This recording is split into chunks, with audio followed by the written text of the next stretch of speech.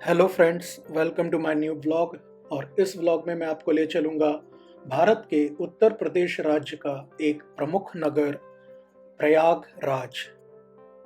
इस व्लॉग में मैं प्रयागराज के प्रसिद्ध जगहों के बारे में बताने जा रहा हूँ, तो बने रहिए मेरे साथ इस व्लॉग में। चलिए शुरू करते हैं। प्रयागराज भारत के सबसे पुराने शहरों में से एक है। यह प्राचीन ग्रंथों में प्रयाग या तीर्थराज के नाम से जाना जाता है और इसे भारत के सबसे पवित्र तीर्थ स्थल माना जाता है। यह तीन नदियों गंगा, यमुना और अदृश्य सरस्वती के संगम पर स्थित है। समागम बिंदु को त्रिवेणी के रूप में जाना जाता है और यह हिंदुओं के लिए बहुत ही पवित्र है। प्रयागराज में प्रत्येक 6 वर्षों में और प्रत्येक 12 वर्षों में महाकुंभ इस धरती पर तीर्थयात्रियों का सबसे बड़ा आयोजन है। ऐतिहासिक रूप से प्रयागराज शहर भारत के स्वतंत्रता संग्राम में कई महत्वपूर्ण घटनाओं का साक्षी रहा, जिनमें 1885 में भारतीय राष्ट्रीय कांग्रेस के उभरने से लेकर 1920 के दशक में महात्मा गांधी की अहिंसा आंदोलन की शुरुआत है। सबसे पहले जानते हैं त्रिवेणी संगम के बारे में। यह वह स्थल है जहां भारत की पवित्र नदियों गंगा, यमुना व सरस्वती का संगम होता है।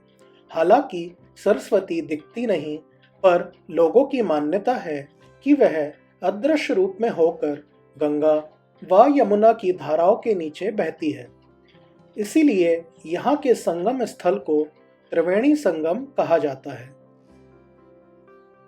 त्रिवेणी संगम के धार्मिक महत्व के बारे में ऐसी धारणा है कि समुद्र मंथन के समय जब अमृत कलश प्राप्त हुआ, तब देवता लोग इस अमृत कलश को असुरों से बचाने के प्रयास में लगे थे। इसी खींचातानी में अमृत की कुछ बूंदें धरती पर गिरी थी और जहां जहां भी यह बूंदें पड़ी, उन स्थानों पर कुंभ का मेला लगता है। यह स्थान उज्जैन, हरिद्वार, नासिक व प्रयाग है। इस स्थान पर कलश से अमृत की बूंदें छलकी थी। इसी कारण लोगों का विश्वास है कि संगम में स्नान करने से सारे पाप धुल जाते हैं व स्वर्ग की प्राप्ति होती है। दूर दूर से श्रद्धालु लोग इस पावन तीर्थ यात्रा के लिए आते हैं और पवित्र जल में डुबकी लगाते हैं तथा पूजा अर्चना करते हैं। अन्य उल्लेखों द्वारा भगवान ब्रह्मा ने यहाँ प्राकृष्ट यज्ञ किया था, जिस कारण इलाहाबाद को प्रयाग नाम से संबोधित किया गया। ये वृंदावन से आती हैं ना? जमुना जी वृंदावन से। पुल दिख रहा है, ये जमुना जी का पुल। अच्छा। और गंगा जी का वो पुल दिख रहा है, बनारस वाली काशी जाने वाला। अच्छा अच्छा, हाँ वो उधर जा रहा है जो। इधर से गंगा उत्तरांचल होकर हरिद्वार, ऋषिकेश, गंगोत्री, हिमालय से वहाँ जाके मिल जाती। वहाँ अलग अलग नदी होता है। अच्छा, सरस्वती विलुप्त हो जाती है गंगा जमुना के बीच। अंतरवाहिनी, जैसे आप लोग बाल को श्रृंगार करते 3 चोटी बनाते एक दूसरे में फिटिंग कर लेते हैं। जब पल फाइनल हो जाता तो उसको गौर से देखो, दूसरी चोटी दिखेगी, तीसरा बिगाड़ने पर दिखेगा। ऐसा यहाँ जो खाली दर्शन स्नान करते हैं उनके नाम से नारियल, दूध, फूल अपने पति पत्नी हाथ जोड़ गंगा पूजा। 1 महीना यहाँ बम्बई फेल हो जाता है। बहुत ज्यादा रहता है। यहाँ साधु संतों का अखाड़ा लगता है, यहाँ भोजनालय चलता है, भंडारे। तो ये कुंभ के मेले में लाखों लोग यहीं रहते हैं? करोड़ों लाख करोड़ों। अभी तो बहुत बड़ा फिर हो जाता है ना, फैला देते हैं। अभी 25 में महाकुंभ पड़ेगा वहाँ। और खूब टेंट लग जाते हैं ना। प्रयागराज में गंगा और यमुना नदियों का संगम भी बहुत महत्व रखता है। यह माना जाता है कि प्रसिद्ध पौराणिक नदी सरस्वती अदृश्य रूप में संगम में आकर मिलती है। गंगा यमुना के संगम स्थल को पुराणों में तीर्थराज अर्थात तीर्थों का राजा नाम से अभिहित किया गया है। इस संगम के संबंध में ऋग्वेद में कहा गया है कि जहाँ कृष्ण और श्वेत जल वाली 2 सरिताओं का संगम है, वहाँ स्नान करने से मनुष्य स्वर्गारोहण करता है।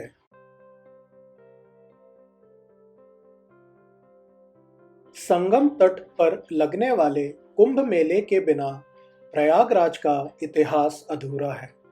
प्रत्येक 12 वर्षों में यहाँ पर महाकुंभ मेले का आयोजन होता है, जो कि अपने में एक लघु भारत का दर्शन करने के समान है। इसके अलावा प्रत्येक वर्ष लगने वाले माघ स्नान और कल्पवास का भी आध्यात्मिक महत्व है।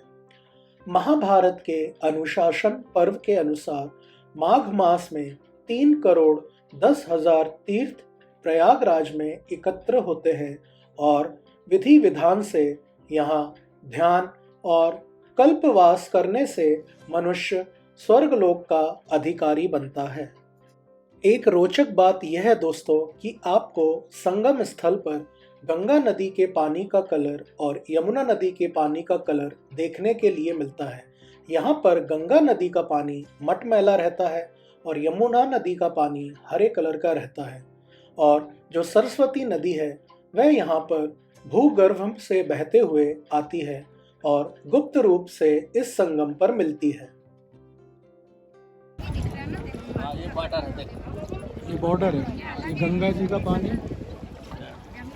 जमुना जी का पानी। देख लो दीदी, वो देखो नदी का फर्क है ना। हाँ, फर्क है। यही देखने के लिए आदमी देश विदेश के लोग। इस संगम पर गंगा नदी का जो रेतीला मैदान रहता है उसमें कैंप लगाए जाते हैं, जिसमें जो भी यात्री या पर्यटक आता है वह रह सकता है। यहाँ पर गंगा नदी के उस पार भी कैंप लगाए जाते हैं और उसमें भी पर्यटक आकर रह सकते हैं। गंगा में बड़े बड़े पीपा का पुल बनाया जाता है, जिससे लोग गंगा नदी के एक तरफ से दूसरे तरफ आना जाना करते हैं।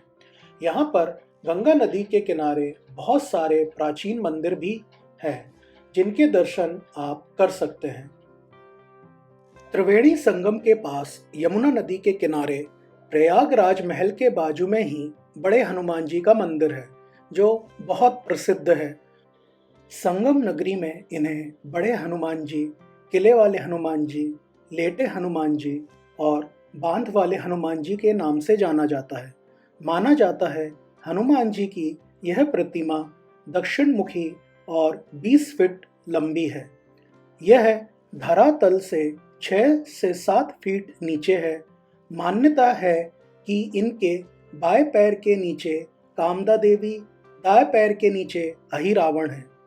दाएं हाथ पर राम लक्ष्मण और बाएं हाथ में गदा शोभित है। यह मंदिर 700 वर्ष पुराना माना जाता है। संगम नगरी प्रयागराज में माँ का एक ऐसा शक्तिपीठ भी मौजूद है, जहाँ ना माँ की कोई मूर्ति है, ना किसी अंग का निशान। आलोक शंकरी देवी नाम से मशहूर इस मंदिर में एक पालने की पूजा होती है। मंदिर के साथ माँ के अंगों के लोप हो जाने की कहानी जुड़ी है। ऐसी मान्यता है शिव प्रिया सती के दाहिने हाथ का पंजा गिरकर अदृश्य या अलोप हो गया था। इसी वजह से इस सिद्ध पीठ को आलोक शंकरी नाम देकर यहाँ प्रतीक के रूप में एक पालना रख दिया गया है। मान्यता है कि यहाँ पैर या हाथ में रक्षा सूत्र बांधकर मांगने वालों की हर कामना पूरी होती है। हाथ में धागा बंधे रहने तक आलोपी देवी उनकी रक्षा करती हैं। सती के शरीर के आलोप हो जाने की वजह से ही यहाँ मूर्ति नहीं है और श्रद्धालु कुंड पर लगे पालने या झूले का ही दर्शन पूजन करते हैं।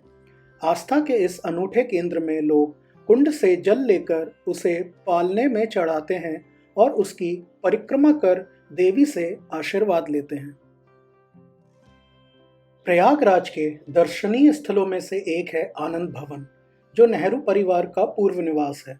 आनंद भवन को अब संग्रहालय में तब्दील कर दिया गया है, जहां भारत के स्वतंत्रता आंदोलन के युग की विभिन्न कलाकृतियों और लेखों को प्रदर्शित किया गया है। आनंद भवन 2 मंजिला हवेली है, जिसे मोतीलाल नेहरू ने डिज़ाइन किया था। आनंद भवन न केवल अपने निर्माण की वजह से मशहूर है, बल्कि भारत के इतिहास से भी ये जगह अहम स्थान रखती है, जिसका महत्वपूर्ण ऐतिहासिक मूल्य है। स्वतंत्रता आंदोलन के दौरान कई स्वतंत्रता सेनानी यहाँ आए। आनंद भवन की दीवार और छत कितनी ही बैठकों की गवाह है जो देश को आजाद कराने के लिए यहाँ की जाती थी। नेहरू परिवार की विरासत को संजोकर रखने के लिए इंदिरा गांधी ने 1970 में आनंद भवन को भारत सरकार को दान कर दिया ताकि इसे एक संग्रहालय में परिवर्तित किया जा सके। अगर आप इतिहास में रुचि रखते हैं और अपने स्वतंत्रता संग्राम से जुड़ी चीज़ों को देखना चाहते हैं तो आपको आनंद भवन ज़रूर आना चाहिए। आनंद भवन सोमवार को बंद रहता है और बाकी दिनों में सुबह 9:30 बजे से शाम 5 बजे तक खुला रहता है। जवाहर तारामंडल यहीं स्थित है जो खगोल विज्ञान और विज्ञान पर अपने स्काई शो के माध्यम से जनता के बीच वैज्ञानिक सोच पैदा करने का प्रयास कर रहा है।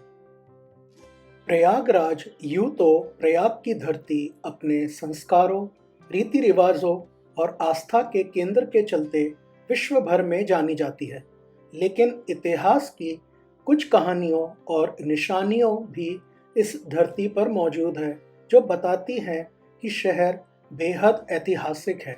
इतिहास के अलग अलग काल की इमारतें, खान पान आज शहर की पहचान में अहम भूमिका निभाता है। प्रयागराज के अलग अलग हिस्सों में मुगल काल से जुड़ी कई इमारतें और स्थान हैं जो देश विदेश के लोगों के लिए आकर्षक का केंद्र हैं। इसी क्रम में मुगल कालीन अकबर का किला, या जिसे इलाहाबाद किला या अकबर फोर्ट भी कहा जाता है, प्रमुख स्थानों में से है। यह किला यमुना नदी की लहरों से टकराता शताब्दियों से यहाँ की कहानियों और परिवर्तनों को अपने अंदर समेटे हुए है। यह किला 1583 में बना था। तब से लेकर वर्तमान में यह किला कई लोगों के अधिकार में आया। वर्तमान में यह भारतीय सेना के नियंत्रण में है। यहाँ आम लोगों का जाना सख्त मना है। किले में स्थित एक प्राचीन वट वृक्ष है जिसे 300 वर्ष पुराना माना जाता है। इस वट वृक्ष का ऐतिहासिक और धार्मिक महत्व भी है। इससे लोगों की मान्यता और आस्था भी जुड़ी है। प्रयागराज में यमुना तट पर मनकामेश्वर मंदिर बहुत प्रसिद्ध है। यहाँ भगवान शिव के अलावा सिद्धेश्वर और ऋणमुक्तेश्वर महादेव का शिवलिंग भी विराजमान है। इसके अलावा रुद्र अवतार कहे जाने वाले श्री हनुमान जी की यहाँ दक्षिण मुखी मूर्ति भी है। मनकामेश्वर मंदिर में शिव जी के पूजन अर्चन के लिए श्रद्धालुओं की अपार भीड़ जुटती है। पूरे माह भर भक्त सुबह से रात तक पूजन को जुटते हैं।